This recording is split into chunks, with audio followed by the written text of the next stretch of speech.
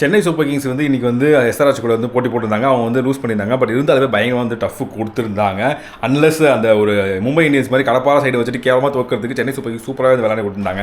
But வந்து நல்லா விளையாண்டாலுமே 2 points வந்து அவங்களுக்கு போகாது. ஏன்னா வந்து எஸ்ஆர்எச் வந்து ஜெயிச்சு வந்து 2 பாயிண்ட்ஸ் எடுத்துட்டாங்க. ஃபஸ்ட்டு பார்த்திங்க அப்படின்னா சிஎஸ்கே வந்து பேட்டிங் வந்து பண்ணியிருந்தாங்க. ஃபஸ்ட்டு பார்த்திங்க அப்படின்னா எஸ்ஆர்எச் வந்து பேட்டிங் பண்ணியிருந்தாங்க. 15 பாலுக்கு 50ங்க.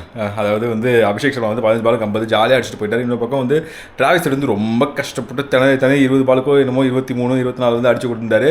அதுக்கப்புறம் பெருசாக அவங்களுக்கு மொமெண்டம் கிடைக்கவே இல்லை. இஷன் கிஷனும் பெருசாக அடிக்கவே இல்லை. கடைசியில் வந்து பார்த்தீங்கன்னா கிளாஸன் ஓரளவுக்கு வந்து அடிச்சு கொடுத்துருந்தாரு. அதோட அவ்வளோதாங்க. அதுக்கப்புறம் வந்து அங்கங்கே வந்து 5 ரன் 10 ரன் இப்படின்னு சொல்லிட்டு நிதிஷ்குமார் ரெட்டியாக இருக்கட்டும், லிவிங்ஸ்டன் ஆகட்டும், இப்படி சொல்லி கொஞ்சம் கொஞ்சமாக அடிக்க அவங்க பார்த்தீங்கன்னா 190 சுற்றை வந்து அடிச்சு வச்சிருந்தாங்க. ஸோ இது வந்து பார்த்தீங்கன்னா பத்துமா இந்த கிரௌண்டை வந்து ஈஸியாக வந்து சேஸ் பண்ணிடலாமே, அந்த ஹைதராபாத் கிரௌண்டை ஈஸியாக சேஸ் பண்ணிடலாமே அப்படின்னு இருக்கப்போ இன்னொரு பக்கம் சிஎஸ்கேவோட பவுலிங் பற்றி சொல்லி ஆகணும். ஓவர் 10க்கு சம்திங் ஏதோ ஒரு பேய் பிடிச்சிருச்சுங்க. அந்த மனுஷன் வந்து சிஎஸ்கேக்காக என்னவோ ஒரு இம்பாக்ட் கிரியேட் பண்ணிட்டு தான் போவேன்னு சொல்லிட்டு ஒவ்வொரு மேட்ச்லையும் வந்து ஹி இஸ் கிவிங் ஹிஸ் 100% அப்படின்ற மாதிரி தான் இருக்குது. ஏன் லாஸ்ட்டாக அவுட் ஆகிட்டு போகிறப்ப கூடவும் பயங்கர ஃப்ரஸ்ட்ரேட்டடாக போயிருந்தாரு. முடிச்சு கொடுத்துருக்கலாமே அப்படின்ற மாதிரி ஃப்ரஸ்ட்ரேட்டடாக தான் வந்து போயிருந்தாரு. இவரும் சரி அன்ஷுல் கம்போஸும் சரி 2 பேருமே இன்றைக்கி வந்து சூப்பராக வந்து போட்டு கொடுத்துருந்தாங்க.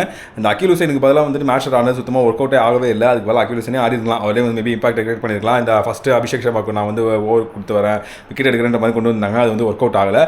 மற்றபடி பார்த்தீங்கன்னா நூர் அகமதாக இருக்கட்டும், மீதி பவுலர்ஸ் எல்லாமே வந்து ஓரளவுக்கு நல்லாவே வந்து போட்டு கொடுத்துருந்தாங்க. ஓவர் 10 ஆகட்டும் எல்லாமே போட்டு கொடுத்துருந்தாங்க.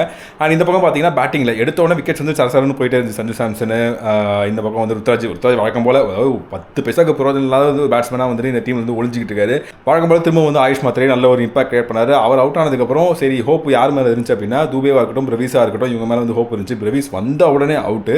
ஸோ இது எல்லாத்துக்கும் வந்து முக்கியமான காரணம் யார் அப்படின்னா பிரஃபுல் ஹிங்கேவை தவிர மீது இருக்க எல்லா பவுலர்ஸுமே எல்லாமே நல்லா போட்டிருந்தாங்க. முக்கியமாக நிதிஷ்குமார் ரெட்டி அவர் தான் வந்து சஞ்சு சாம்சனோட விக்கெட்டையும் எடுத்து கொடுத்துருந்தாரு.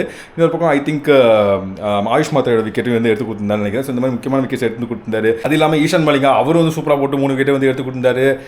சிவாங் குமாராக இருக்கட்டும், ஸோ இவங்க எல்லாருமே வந்து சாக்கிப் ஹுசைன் ஆகட்டும், இவங்க எல்லாமே வந்து நல்லா பவுலிங் போட்டு கொடுத்தாங்க. முக்கியமாக பார்த்தீங்க அப்படின்னா இவங்க எல்லாரும் சேர்ந்து மிடில் ஓவர்ஸில் அப்படியே வந்து பயங்கரமாக சிஎஸ்கே வந்து கண்ட்ரோல் பண்ணி கொண்டு வந்தாங்க. 194 இருக்கிறத ரொம்ப தூரம் என்னமோ இருக்குது அப்படின்ற மாதிரி கஷ்டப்பட்டு கொஞ்சம் கொஞ்சமாக கொண்டு போயிட்டே இருந்தாங்க. கடைசியில் வந்துட்டு பேட்ஸ்மேன் விக்கெட்டை வந்து விட்டுக்கிட்டே இருந்தாங்க. முக்கியமாக பிரவீஸ் அவுட் ஆனதுக்கப்புறமே பயங்கர ஒரு மோசமான நிலைமைக்கு போயிடுச்சு. சரி அதுக்கப்புறம் ஓவர் 10 இருக்காரு, அவர் மேபி அடிச்சு கொடுக்கான்றப்போ கடைசி ஓவர் பிரஃபுல் ஹிங்கே, அதாவது அது வரைக்கும் 3 ஓவரில் 53 ரன் கொடுத்தவர் கடைசி ஓவர் வந்து 18 ரன் வந்து டிஃபெண்ட் பண்ணுறப்போ ஜஸ்ட் 7 ரன் தான் கொடுத்தாரு. சூப்பராக வந்து போட்டு கொடுத்தாங்க. அந்த பையன் யங்ஸ்டர் தான், மிஸ்டேக்ஸ் நடக்க தான் செய்யும். பட் இந்த கடைசி ஓவர் வந்து பயங்கரமாக ஈவன் நோ பால்லாம் போட்டுமே கூட அவர் வந்து கண்ட்ரோல் பண்ணி எடுத்து கொடுத்துட்டாப்புல. அந்த ஓவரில் தான் வந்து ஓவர் 10 விக்கெட்டும் போச்சு. அவர் வந்து ஃபர்ஸ்ட் ஹிட்டராக வெளியே போனார்.